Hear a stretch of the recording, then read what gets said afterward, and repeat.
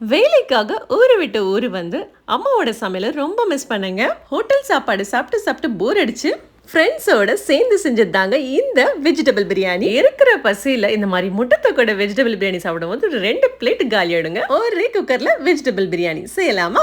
எண்ணெயும் நெய்யும் குக்கர்ல சேர்த்து பட்டை, கிராம்பு, ஏலக்காய், பிரிஞ்சி இலை சேர்த்துட்டு வெங்காயமும் சேர்த்துட்டு நல்லா பொன்னிறமா வறுத்துட்டு அதோட கூட இஞ்சி பூண்டு விழுது சேர்த்துக்கலாம். புதினா, கொத்தமல்லி சேர்த்துட்டு மணக்க வதக்கிக்கலாங்க. சாரத்துக்கு பச்சை மிளகாய் சேர்த்துட்டு தக்காளி கட் பண்ண வச்சது சேர்த்துக்கலாம். இதோட கூட மஞ்சத்தூள், மிளகாத்தூள், கொஞ்சமா பிரியாணி மசாலா சேர்த்துக்கலாங்க. சீக்ரெட் சொல்லட்டுமா? இதோட கூட பட்டர் சேர்த்தா இன்னும் சூப்பரா இருக்கும். அதுவும் சேர்த்துக்கோங்க. கொஞ்சமா தயிர் சேர்த்துக்கோங்க. தக்காளி நல்லா வதங்கி வரும்போது கரம் மசாலா சேர்த்துக்கலாங்க. கட் பண்ண வெஜிடபிள்ஸ் தாராளமா சேர்த்துக்கோங்க. எல்லா ஃப்ரெண்ட்ஸும் சேர்ந்து செய்யற ஒரு வேலை என்னன்னா காய்கறி கட் பண்றதுங்க. கேரட், பீன்ஸ், உருளைக்கிழங்கு, சோயா பீன்ஸ் சேர்த்துக்கலாம். செம சூப்பரா இருக்குங்க. அப்படி இப்படி திருப்பி நல்லா மிக்ஸ் பண்ணி விட்டுக்கலாங்க. கொஞ்சமா லெமன் ஜூஸ் சேர்த்துக்கலாங்க.